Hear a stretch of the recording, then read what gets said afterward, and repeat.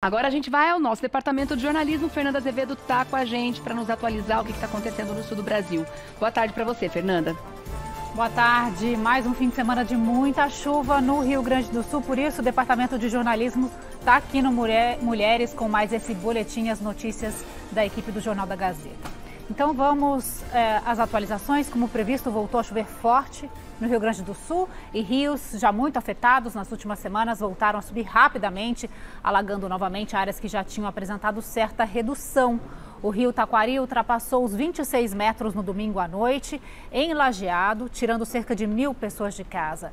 Em Estrela são 10.000 que precisaram de acolhimento em abrigos públicos ou casa de amigos e parentes. Cidades do Vale do Taquari enfrentaram a quarta enchente em 8 meses. É o caso de Roca Salles, que vive neste momento toda essa tragédia. Ontem, a Defesa Civil de São Paulo, que está na região prestando assistência à população do estado, resgatou ovelhas que estavam ilhadas em uma propriedade.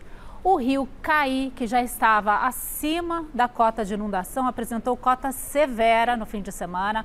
O tráfego na ponte sobre o rio Caí, na BR-116, está interditado desde a tarde de domingo porque a parte da estrutura ruiu. Cidades que recebem as águas desses rios pelos lagos e lagoas estão em alerta máximo para novas cheias. Na região metropolitana de Porto Alegre, a expectativa é que o Lago Guaíba até ultrapasse a marca histórica do dia 5 de maio. Desde sábado, o nível já subiu mais de 30 centímetros. Uma projeção da Defesa Civil diz que os modelos que eles analisam apontam elevação de aproximadamente 5,5 a 5,6 metros nos próximos dias. O Lago Guaíba já atingiu 5 metros nessa tarde.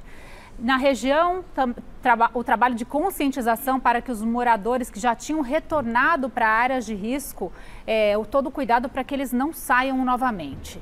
E no sul do estado, também há momentos de muita expectativa com a possibilidade da nova alta na Lagoa dos Patos.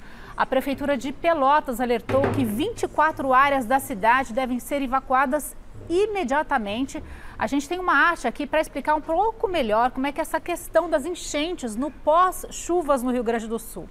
Tá vendo essa pontinha aqui no mapa? É o Lago Guaíba, que recebe águas do rio Jacuí. Então aqui ó, fica Porto Alegre, o Lago Guaíba enche e alaga a região metropolitana.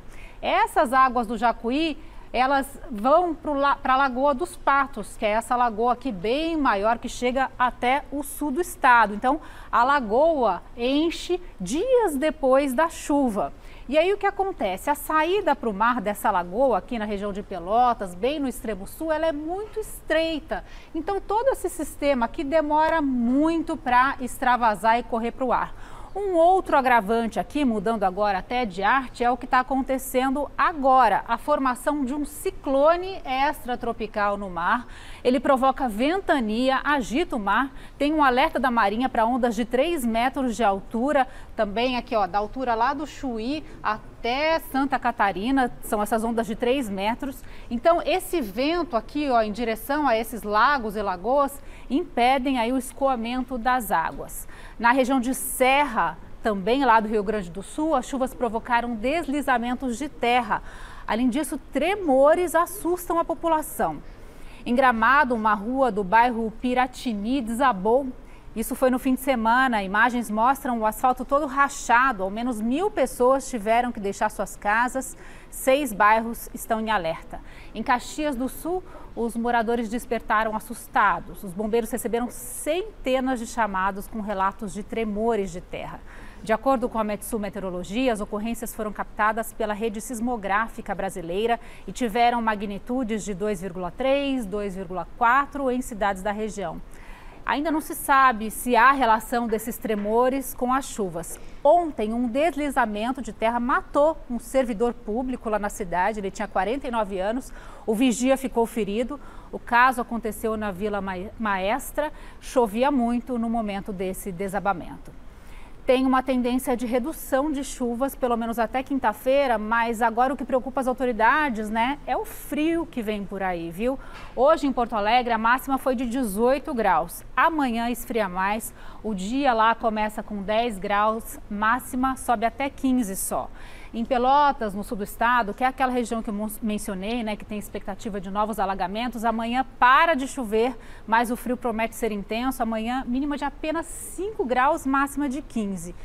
Aqui a gente tem São José dos Ausentes, é uma das cidades mais frias do país. A terça começa com apenas 1 grau. É pouquíssima coisa, pode gear, a máxima só de 7 graus. Expectativa é que o frio se intensifique ainda mais com o avanço da massa de ar polar entre terça e quarta-feira.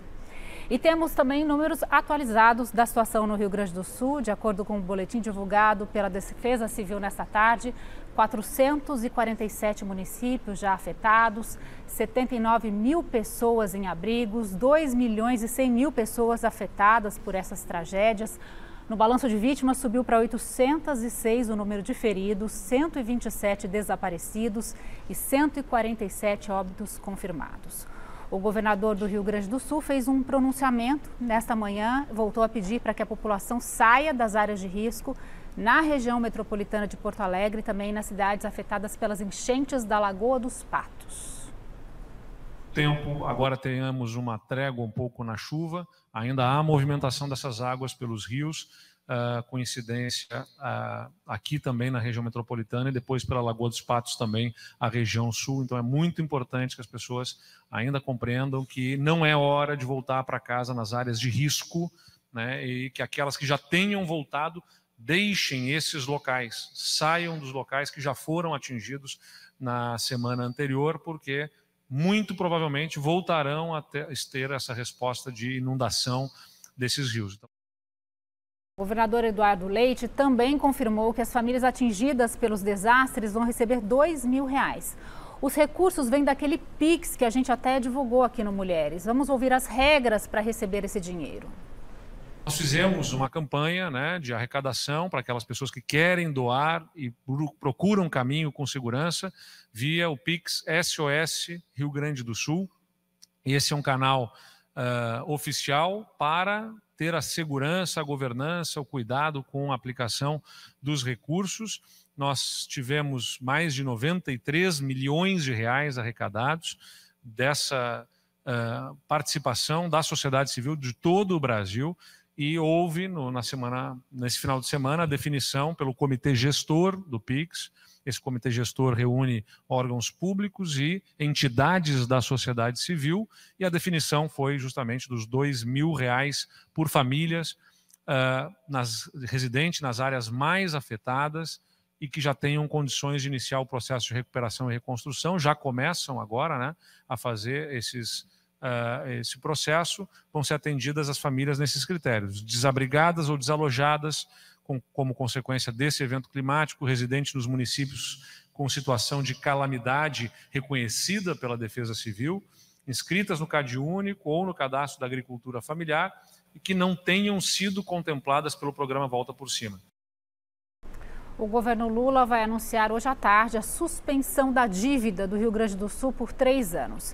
A medida deve dar um alívio de 11 bilhões de reais ao governo gaúcho e municípios em situação de calamidade que têm dívida com o governo federal.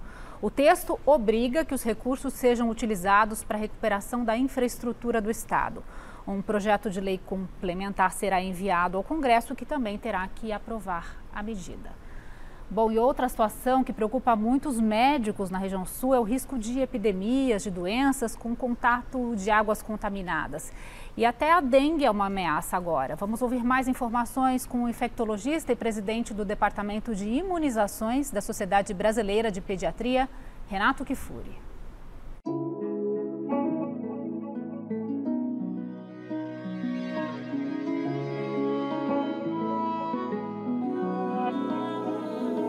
Em situações de catástrofe ambientais, como as que está ocorrendo no Rio Grande do Sul, o contato com água de enchentes predispõe ou aumenta o risco de diversas doenças.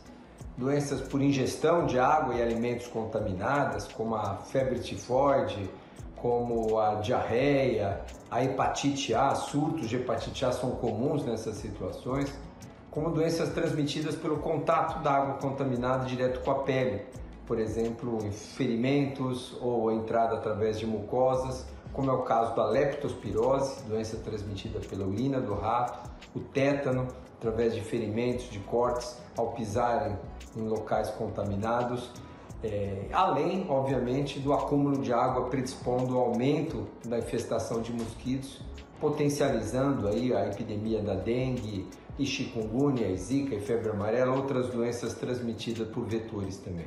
Além da exposição a animais, onde nós temos mordeduras, acidentes com cobras, os soros para tratamento desses acidentes com escorpiões, é fundamental que esteja disponível também nessas situações de calamidade. Evitar sempre que possível o consumo de água imprópria, lavar adequadamente os alimentos, na falta de água o uso de hipoclorito para esterilizar, proteger com botas, luvas, sacos plásticos, né? Ajuda também a evitar o contato com a água de enchente, que deve ser o mais breve possível.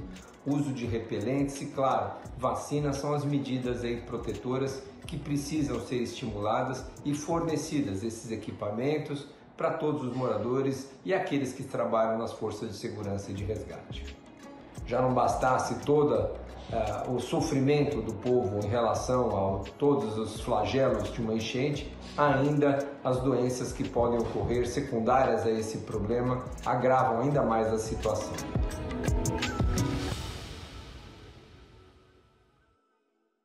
Até vou chamar a Regiane para essa conversa, porque é uma situação muito preocupante, né? Além de todos os riscos que as pessoas estão correndo com as chuvas, tremores de terra, desabamentos, pontes quebradas, todo esse caos, ainda tem mais esse risco complementar que é com a saúde, essa preocupação a mais, né, das pessoas com a saúde.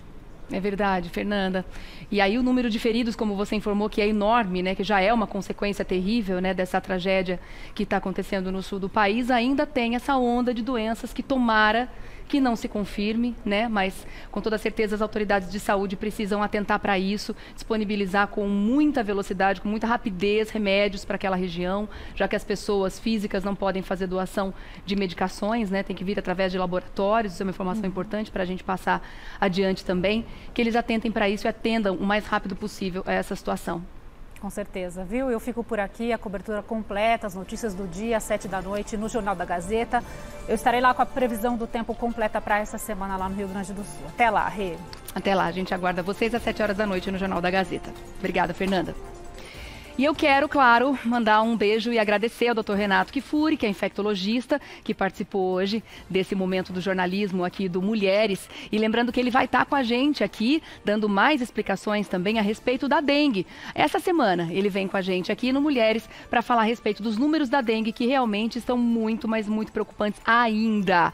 Obrigada mais uma vez pelas informações, Dr. Renato. E também tem o Instagram dele. Coloca pra gente aqui na tela, Dr. Renato Kifuri. Renato Kifuri com camudo, @Renato Kifuri, tá bom? Obrigada, meu querido. Um beijo pra você.